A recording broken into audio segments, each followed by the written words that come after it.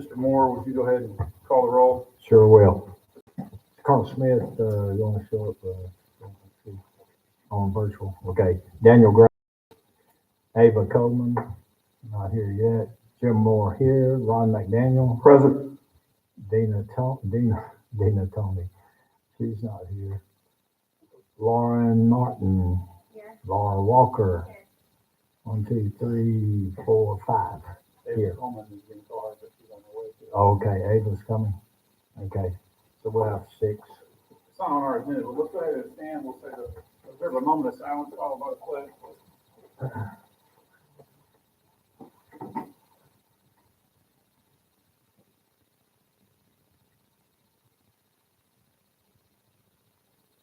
Please join me in the pledge of allegiance. I pledge allegiance to the flag of the United States of America, to the republic for which it stands, one nation under God, indivisible, with liberty and justice for all. Thank you very much. All right, so this is a workshop, a little back and forth conversation. First item on our agenda is the proposed license salary schedule. So I think in our packets we've got the existing. We have a short presentation by Ms. Webb to kind of set the foundation, if you don't mind. Yeah, great. Absolutely. All right. Good evening. Hi. Can you hear me okay? Okay. Yeah, it's on. Is it on? Mhm. Okay. So this is a quick review of district finance, just to kind of give you a background for making decisions about salary schedules. Let's review kind of our district millage rates. And so we currently have 25 mills for operating, and so that is to meet the standards for accreditation and just general operating expenses. We have 22.4 mills of debt for debt service, and we have 0.9 for dedicated M&O, and we'll talk about that one in just a little bit. So it gives us a total of 48.3 mills.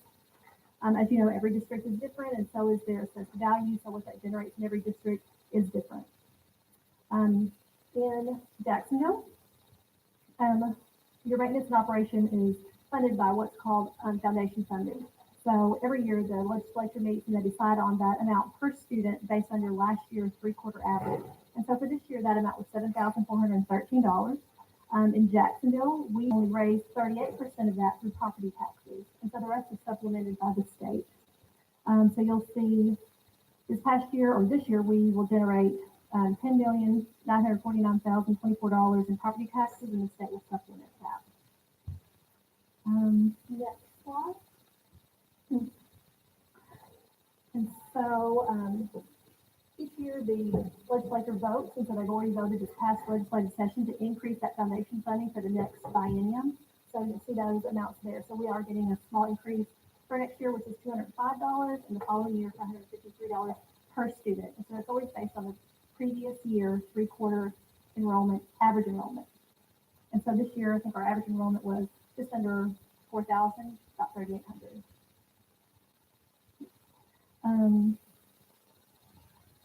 And so when we talk about operating, so that foundation funding is really about 64% of what we use to operate.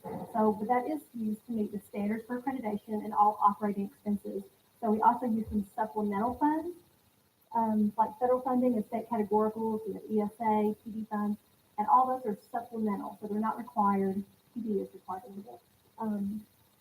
Most of those are not required in the standards for accreditation. So what we're using just to meet the standards is that foundation funding of $74.13 per student.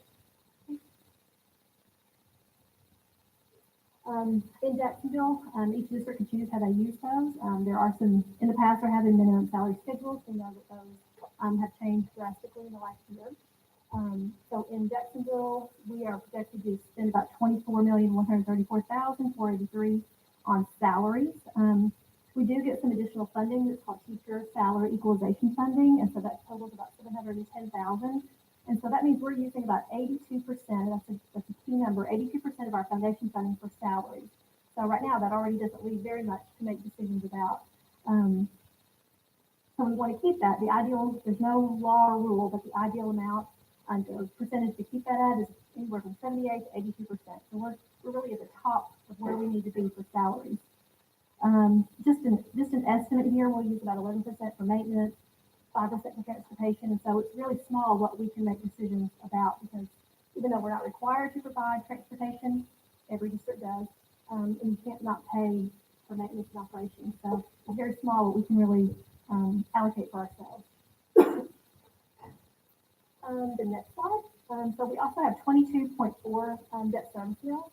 We currently have 3 commercial bonds, and you see the amount there. And so our total payments right now are about 4.6 million per year for those bonds. That will decrease approximately 15,000 a year over the course of those bonds.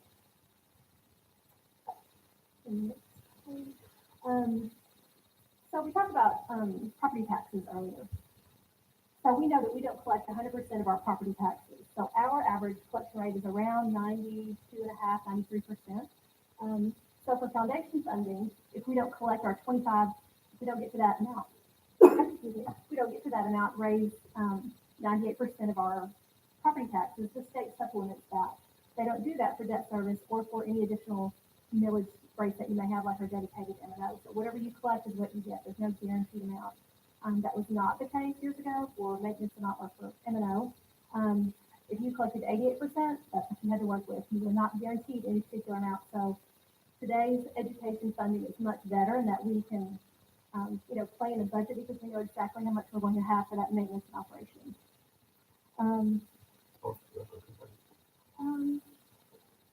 No. So you see that we 100% collection rate. You see what that was, yeah. And we will generate about 93%. That's the total. So we have about 4.6 million excess debt service. Most bonds do allow you to use that for maintenance and operations. Not something we want to commit to. It's always nice to have a cushion, but I think we have some more building projects coming that we will be utilizing that for as well. And so when you're doing that, it's always important to pass more than what you need because you never know what that percentage that you're going to collect is. So that's why there's always an excess. You always want an excess. Okay.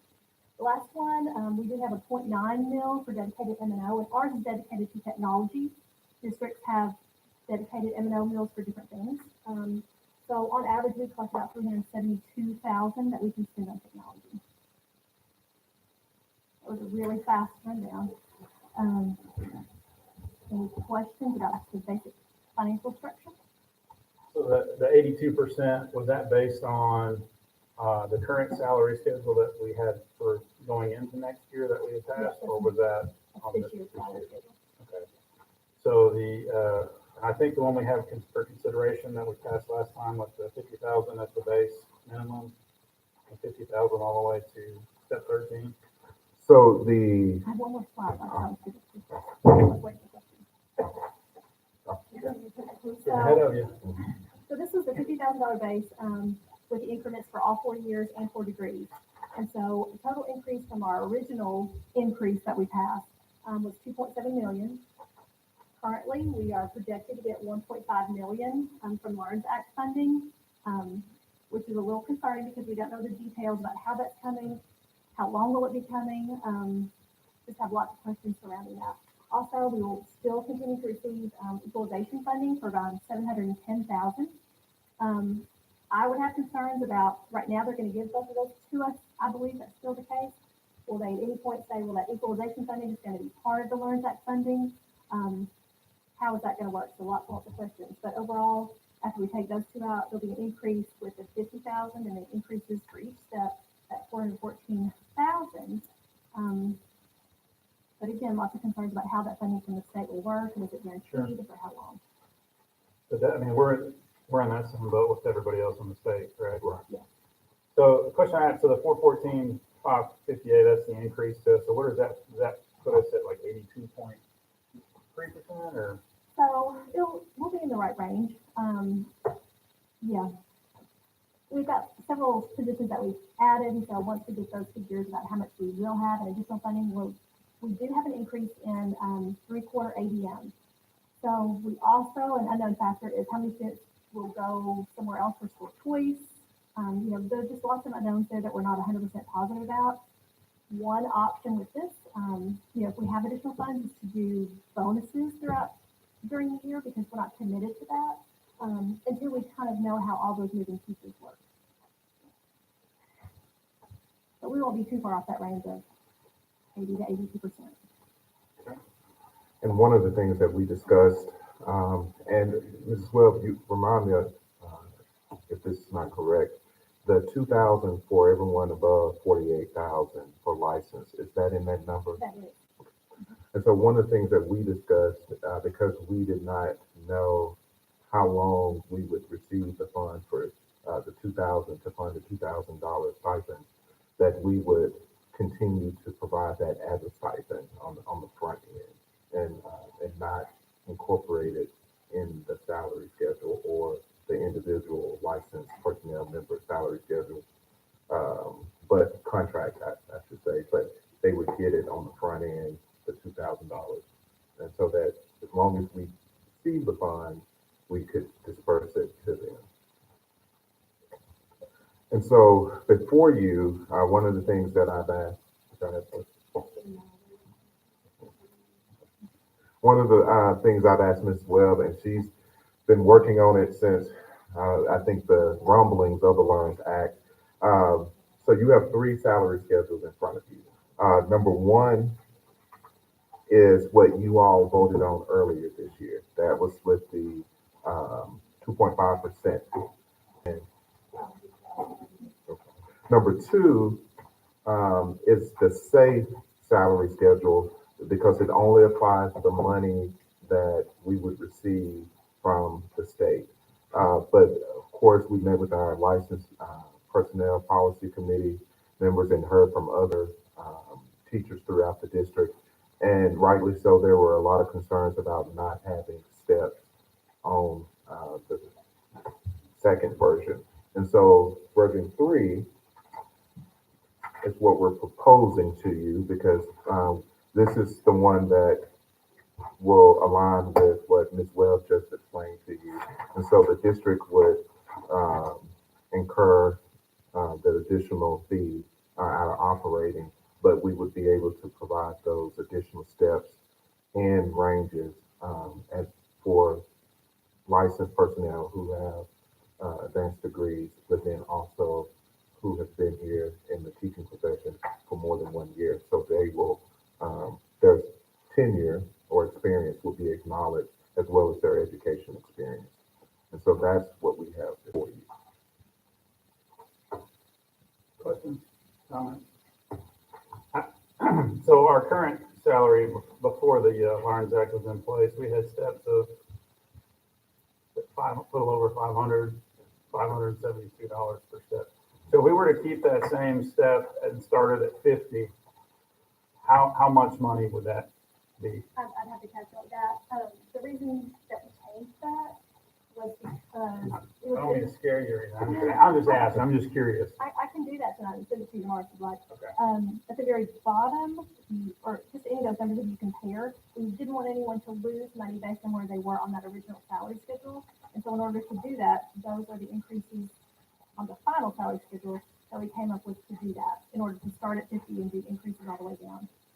And what we felt like, Mrs. Webb, through all the conversations, that version 3 will allow us to transition. We can always, as you all have done every year, revisit the salary schedule, but it's just so many unknowns on where funding and how it's going to come for us to make a major financial commitment to the salary. So we want to honor those. So is that number, that's based on the salary schedule number 2? 3. That's based on number 3? 3. Okay. Because we're getting so much from the state for large funding. Okay. Yeah, if it was based on number 2, it would just be that 1.5.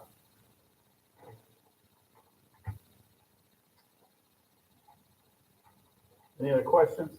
I noticed that the administrator index didn't get changed all the way through. No, it didn't get changed at all. Okay. Because the way the salary schedule is set up, in all transparency, if you all touch the teacher salary schedule, you're in essence touching the administrative salary as well, because it's a multiplier. Okay. And that's the same with coaches too, so. Stipends, all stipends stay the same. So we're not voting on anything tonight, we'll take action next Monday, is that correct? You can take action next Monday, or you can take action during your special, it's up to you all. I will tell you that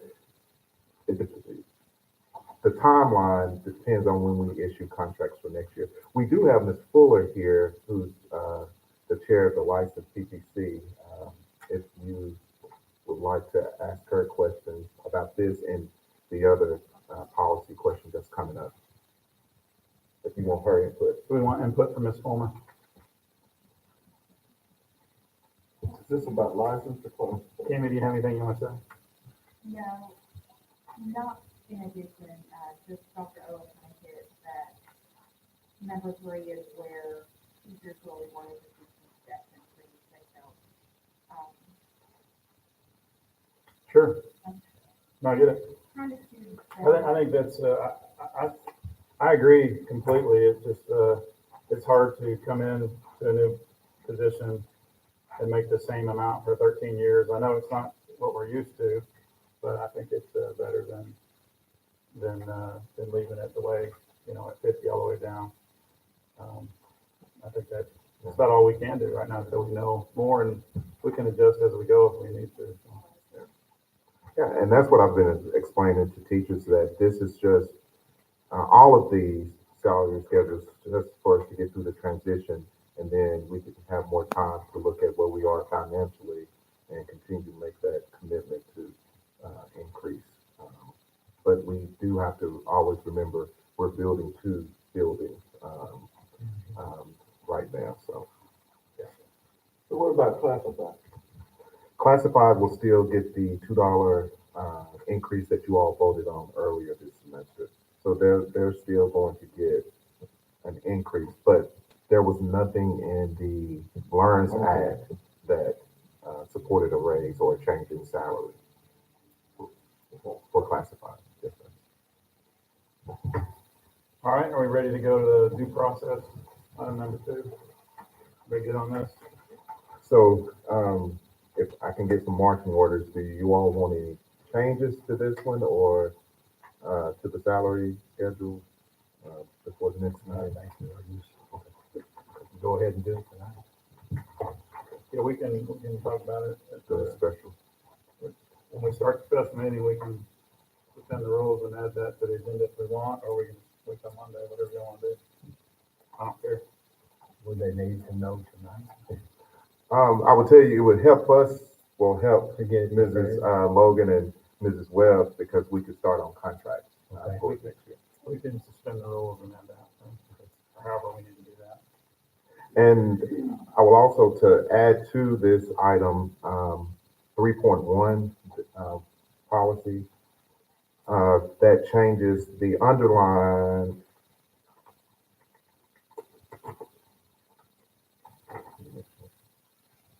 No, on the next page, page 6. You will see the cross, we're moving to 24 payments if approved. And so we would like you all to consider those too, so that we could, and this would be the same for licensing classified. So you'll see that policy as well. So instead of 12 payments, we will move to 24 payments. And we would like to have a payroll date to be the 10th and 25th of each month, if approved. It's something that the teachers and classified would prefer. For a number of years. This has been, and we've been blessed to add additional person in payroll to be able to take care of that additional task. So, Okay. All right, due process. all right, that starts on page 3.4. These are policies that were impacted by the New Learns Act. Page 7, you will see that the strike through, anything according to the Learns Act, that performance should take precedent over tenure or experience, and so that's what this revision does. It includes the performance and effectiveness based on the teachers or licensed personnel evaluation, and that this particular policy deals with reduction in force. And so you see the strike through on the years of service and the addition of the educator's performance and effectiveness. So that's that one. And then 3.36, which is page 9, with the Learns Act, that did get rid of the Teacher for Dismissal Act, as well as the Public School Employee Act, which you will see toward the back of your policy for classified, and that is page 15, which is 8.31. The Public School Employee Fair Hearing Act was discontinued as well. And so what you have before you in license 3.36 and 8.31 is a proposed due process policy for us to follow as a district. I will tell you, this is a great opportunity for us as a district to define how we take action if there's something that comes up with one of our staff members. And so Teacher for Dismissal and the Public School Employee Act put us in a box. And so now we have the latitude and longitude to actually develop a due process. And so I've spoken with our licensed PPC and classified PPC for their input. They have not seen this one because I've asked them to come up with their ideas. And so I don't know if they would like to present their ideas or input on this policy. To be transparent, they just received our copy tonight, because I wanted them to ask them to create their own. So Does the Arkansas School Board Association have a proposed policy yet? they don't have a model policy because the Learns Act instructs districts to come up, school board members to come up with their own policy, due process policy. We're not gonna take action on this tonight. No, But you can offer suggestions or between now and we do need to have it done before June 30th, because July 1st starts the new What's employee calendar. PPC is gonna take it, have some input, and come up with some ideas as well, and then get them to go on. I haven't really fully gotten into this, that's much to do with personally, so. Questions on that? No. Okay. Maternity leave, So there's not any additional paperwork on that. Just want to put on your radar that Learns Act gives us the opportunity to opt into the maternity leave program that the state offers, which means they will match up to 50% of whatever we choose. So you can do 2 weeks paid leave, you can do 3 weeks paid leave, 4 weeks, and then the state will provide 50% of that coverage. I will remind you, and this is the reason why I asked Mrs. Webb to present the financial, whatever we do, if it's paid, that means that fully paid, it comes out of operating as a benefit. And also, and I shared this with both PPC groups, that I would prefer that if we do paid leave, that we're fair. So if the mom gets paid leave, the dad gets paid leave. And I think that's fair. So that's just my input. and we determine how long. We can determine, you can say 1 week paid leave, 2 week paid leave, and whatever we decide, or none, and they would still do FMLA. And if they do FMLA, that their sick leave is taken. Jumping in for my question. So is it any type of wraparound what goes with adoption, or is it just maternity? It would be superintendents did ask that question, and it does cover adoption. Okay. Yeah.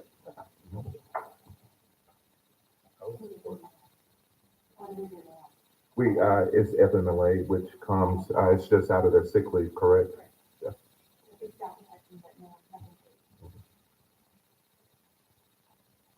it's just immediate family, Mhm. not a aunt, an uncle, Mom or and dad. grandchild. Those arguments. Grand. Go ahead.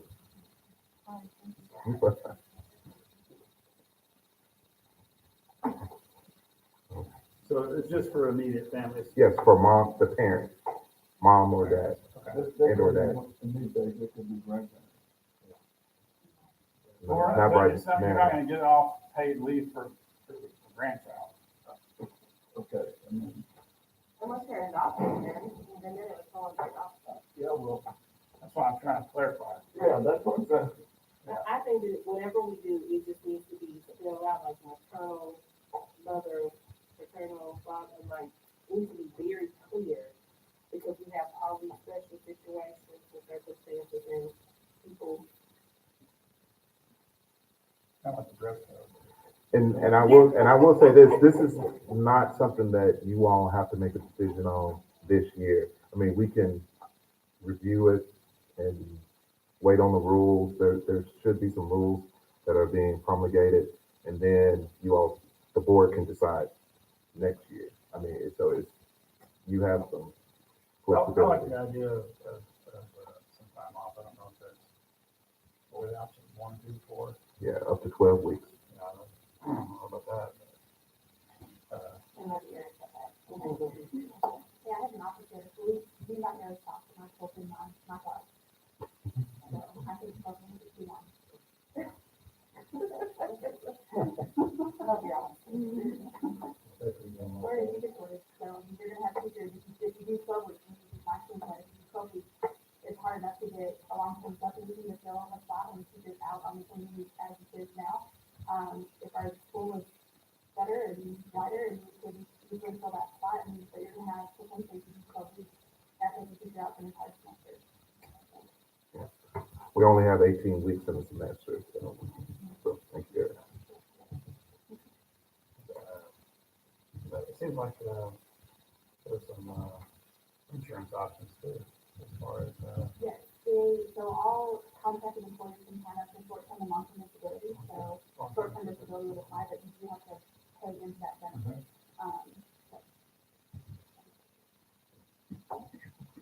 all right. Any other questions or thoughts on that? All right, building principal policy. Next item here. I'm looking for the page number, sorry. You're good. So page 13, we'll share that policy, 3.56J. Again, in line with the Learn Act, before we hire principals, it does require us to consider input and consultation from the teachers who are employed in that specific school building on what the characteristics of the leader that they desire. And so it's just making sure we get their input, and which is, I think, is only right. So, and so that's just that one change in that first paragraph of that policy. But because it's a policy change, we would need to change that. So that's that policy. There's no strike through or anything. No, I just put that last sentence of that first paragraph. Harder than mine. Sorry. The electronic copy. Okay. It starts with taking into consideration the input consultation from the teachers. Mr. Moore, is that good? Any questions? All right. Good there? Questions? One? Okay. Track and field discussion. Next steps. So at the last meeting, we were talking about our field, came to my attention that we do not have a shot put, nor discus, nor javelin. And I think there was some discussion about how we could go about making that happen so we could host the state tournament. I'm not sure if we know the answer to the questions we talked about before, as far as, do we have to have a javelin field, or can it be off-site? So some of those things still have to be answered. You want to put that on the screen? So Matthew, Matthew Swain, WR Architects, and Jerome Thornton, WR as well. Jerome was involved in the high school construction, knows all about the warrant. So, just quickly, I have a diagram. she's out at the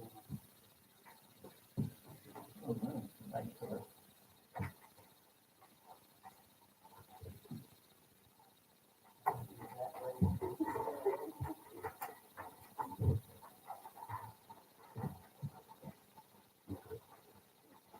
So this is your football field as it is now.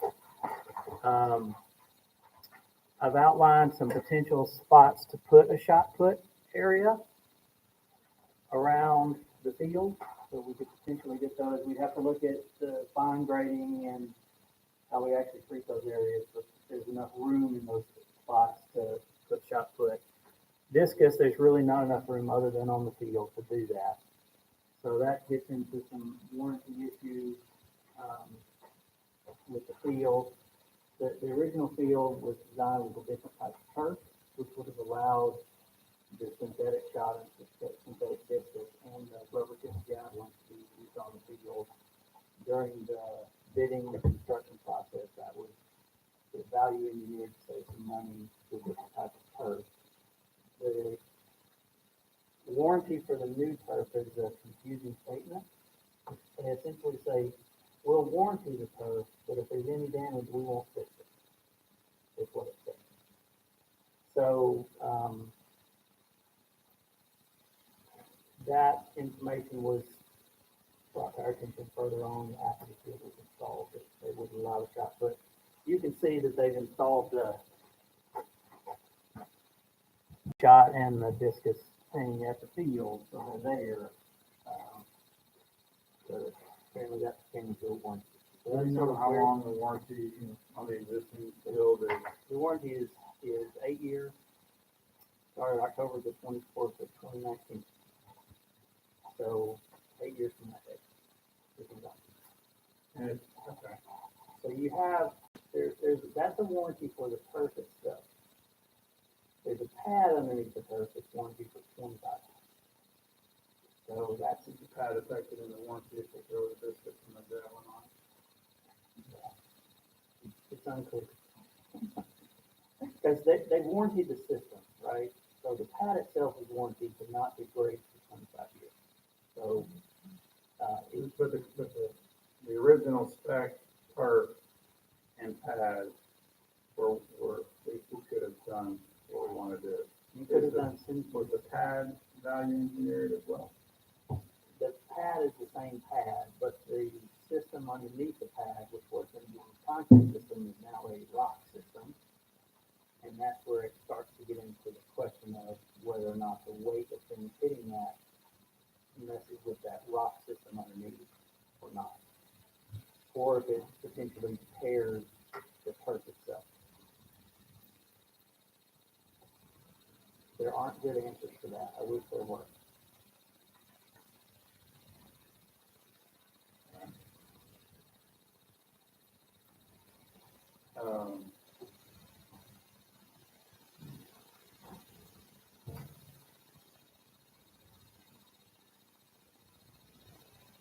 So we don't know, I mean, discus is obviously a high school event. I'm assuming javelin is too. I'm not real sure. Just real quick, I looked up on AAA's website. I don't see that one listed as one of the track and field sports, but I'm sure there may be some people that use it. Do you know if your high school uses I javelin? do not. I just heard Okay. javelin, track and field. I don't know that they actually, honestly, I've never been to a track meet at the high school level. Since It's I a was in long high time school. since I've been to one. I was in high school. And I was usually throwing up on the side after my meet, so.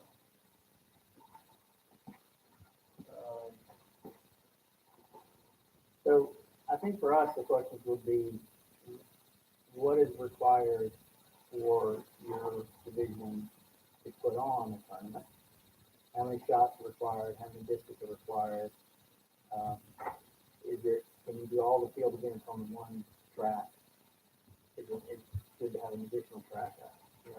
Those are all questions that we would have to get from someone that would know more than us about.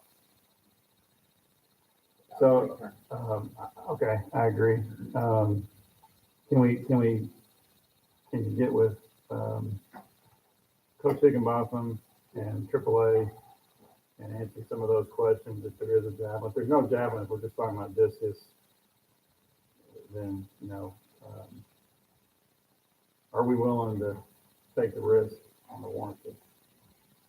I don't know what, can we have a discus, and can we have some, is there like a different kind of discus that would be There's an able to be thrown? there's an outdoor discus and there's a synthetic discus. The synthetic discus has a rubber exterior on it. And Mr. Lester, I don't know, did Mr. Higginbotham get that answered? Yes. So those are sanctioned by AAA for outdoor events? Yes. Now, the one thing they did say about the turf, if you do use a distance on the turf, then you definitely need, and we need one for general purpose anyway, a turf groomer. Which the weight of anything that's thrown on there pushes the pellets down in there. So this groomer pulls that up. So if we go that route, that is something, I was gonna say, it should have been done from the beginning. Let's say, Just general purpose. the discussion I remember was that the turf needed to be groomed every so often, like every 2 years, and that was something we were gonna do, but we haven't done it. Or it was like a service that would be performed. We didn't have to buy the groomer, I don't think, but maybe we need to, I don't know, but. I would say the more usage in, even for general purpose, outside the track. Yeah. They said that was a key to maintaining the integrity of that. Yeah, because part of the discussion was with the turf was the other sports that utilize it. So we have football, we have soccer.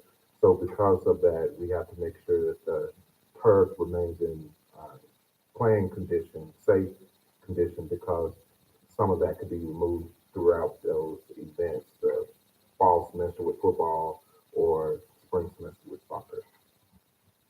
Okay. And that's a need on the turf within the sport. Right. It also helps with the sterilization because you get like staph and other things down here that just stay in there. It's a hazard to Go either way. that. And you groom it.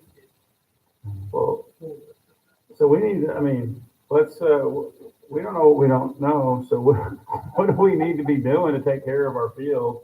And what do we need to be doing to be able to host tournaments? And I'm willing, if I'd rather use it than just, we have everything, we built it to use it, and we can't, and what I'm understanding is you can't use it to host a tournament. Yes, sir. On your diagram here, you gave us this picture.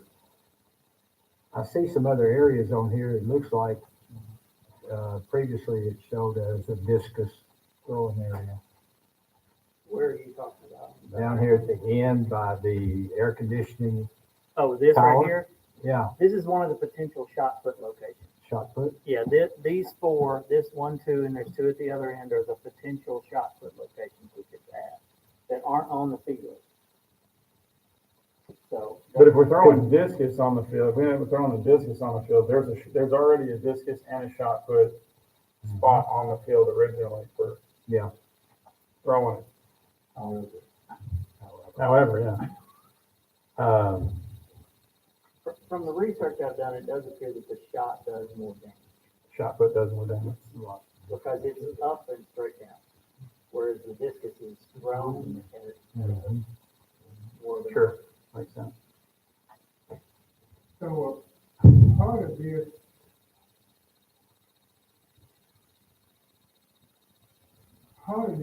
years ago was Coach Waymire had said that if you are in a district, you run it all stop. But he said the actual timing then for the overall meet, that takes too long if you're actually using the field. So that, I believe that it's several years ago, my memory goes that there's one reason we accepted the lower bid was because of the timing of the actual meet. Well, my understanding is we don't host even conference meets because we can't do those events. So if we're going to other sites for track meets, they're obviously maybe hosting or doing those events somewhere else that doesn't have to stop the event. Is that, I guess that I just answered my own thought process there. But regardless, I think we should be hosting at least one conference track meet a year, and then with the ability to try to host a state tournament at some point. So I would say let's get the further information from AAA. Let's see if we can get Coach Hick and Mr. Lester together, and let's try to.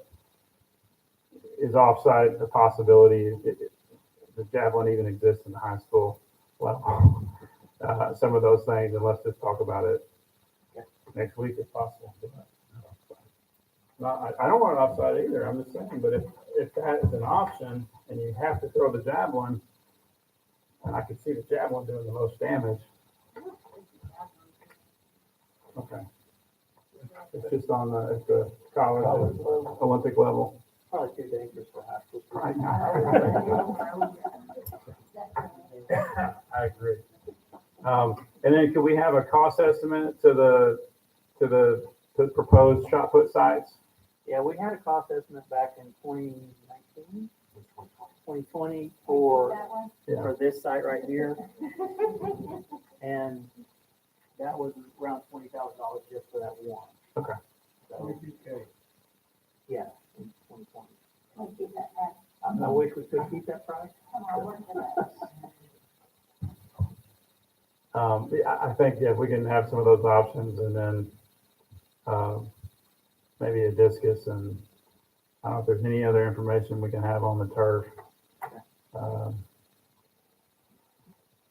Maybe some clarity on that wording on the warranty. I really wish we've been trying to get clarity for that for 2.5 years. Okay. I don't know that we've accomplished anything tonight, but I'm sorry. That's okay. Thanks for coming. Yeah. Hey, we're here for you guys. So I want to have a solution to the problem. I don't know what it is yet, but I'd love a solution to the problem as well. So. okay. All right. Thank y'all very much. Appreciate you. Additional safety and security signage. Yes, sir. Mrs. Brockway County wanted me to share with you all her interest, and I think I may have a picture of it.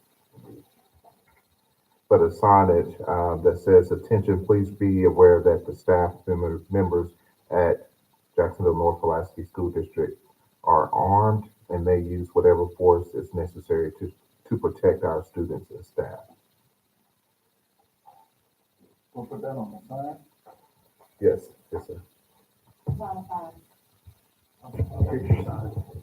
Yeah, here's your sign. No, I want to say I saw it, was it Bryant or Benton, one of those school districts? And they just have, it's just a regular sign, and it just basically says, you know, that these schools are, this school is protected, our security guards are armed, you know, like that. You see on the picture.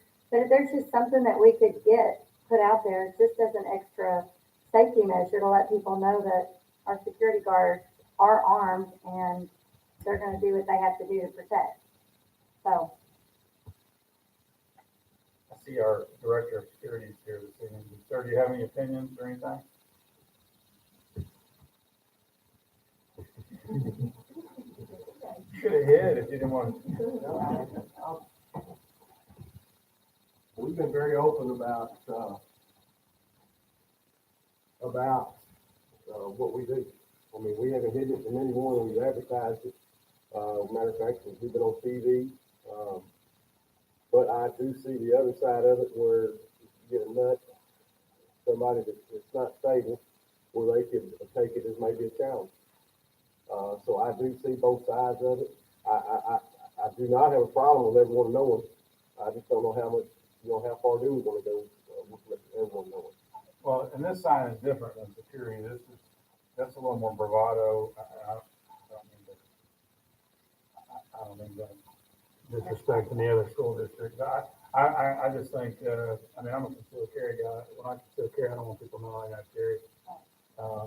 But I think what we do and how we operate is, you know, speaks awfully carry this carry.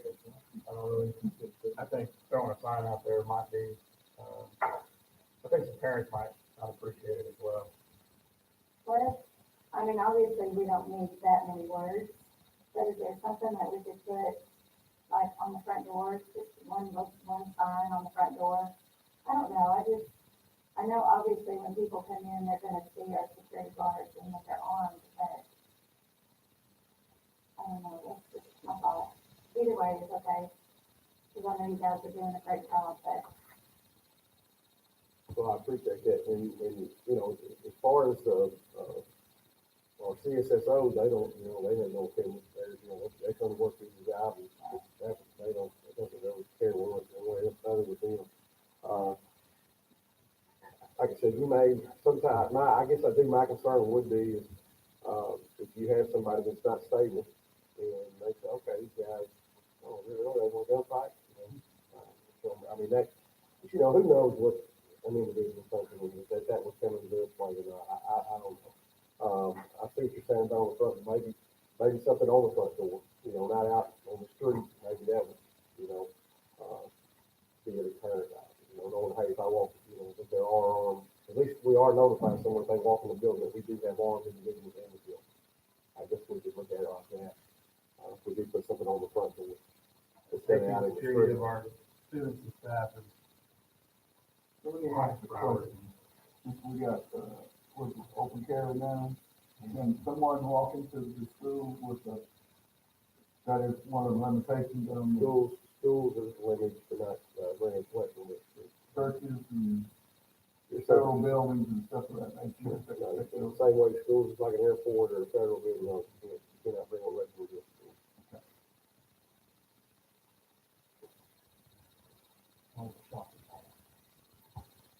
And that even falls, you know, people think that they have it concealed, that they, you know, that's one, of course, they know that when they go through the concealed class, they are told where they can carry their weapons or they can't.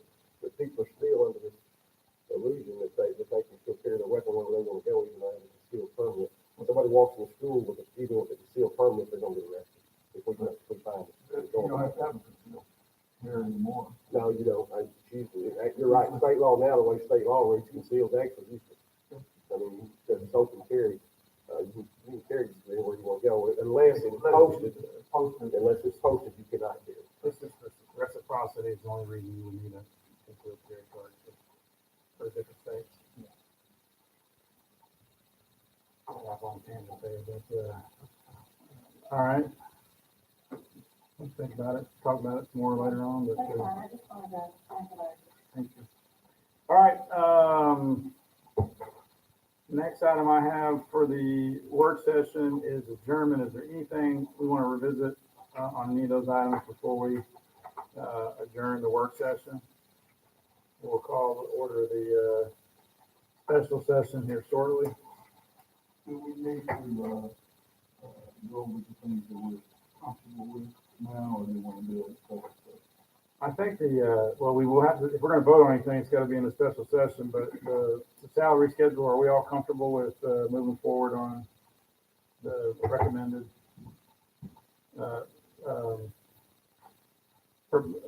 salary schedule number 3?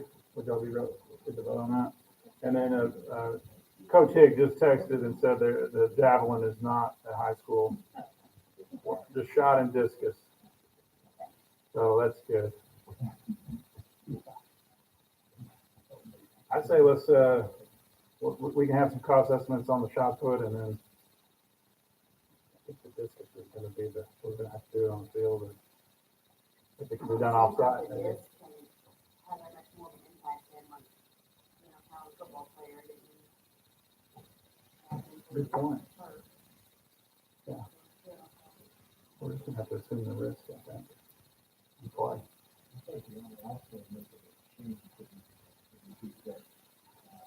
Yeah, I think that doesn't need a directive from us, does it? That's just, we need to take care of our stuff.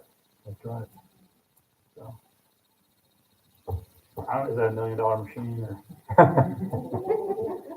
Well, there's also one that has something you use for infrared, get rid of some of the bacteria. Yeah. There's Kills the COVID. all different kinds of stuff. Well, it's, I would, yeah, I think we all want to take care of our stuff, so whatever we need to be doing to proactively take care of it would be good. All right, so without any further objection, we'll go ahead and adjourn the work session. Make motion, we adjourn. All right, we're adjourned. I'm gonna call, the special board meeting of the Jacksonville North Pulaski School District to order now, and we've got a couple items on our agenda, and as discussed at the work session. I would entertain a motion to suspend the rules and place the salary schedule, proposed salary schedule number 3 on the agenda for discussion and action at the special board meeting. A motion and a second, any discussion? All those in favor say aye. Aye. All right, we're gonna put that as number 1. So we've got the salary schedule number 3 that was presented at the work session. Any comments, Dr. O? We recommend approval. All right, we've got a recommendation from the superintendent to approve. Number 3, So moved. motion and a second. Any other discussion? All in favor? Aye. Any opposed? That passes unanimously. We thank you. All right, next item we've got on the special agenda is personnel. And we've got, I don't have an addendum here. No, the separated color copy is just a revised copy. We had a particular person who went by one name, and we needed to make sure it was the legal name. And so that's just the only revision. Okay. All right, so I will remind the board, any comments or discussion on personnel would need to be handled in executive session. So with that, we've got a recommendation to approve the personnel and job abandonment and retirements and resignations as presented. So moved. All right, Second. got a motion and a second. All those in favor? Aye. Any opposed? That passes unanimously. I don't think there's anything else on our agenda, but Mr. Gray, if I could, we have our 2 newest principals in the audience, Mr. Jason Young and Miss, well, you can stand up there. turn it. And Mr. Tony Howard. Welcome aboard.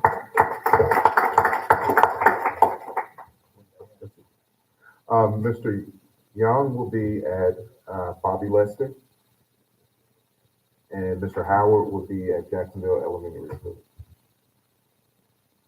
What's the effective date? July 1st. Congratulations.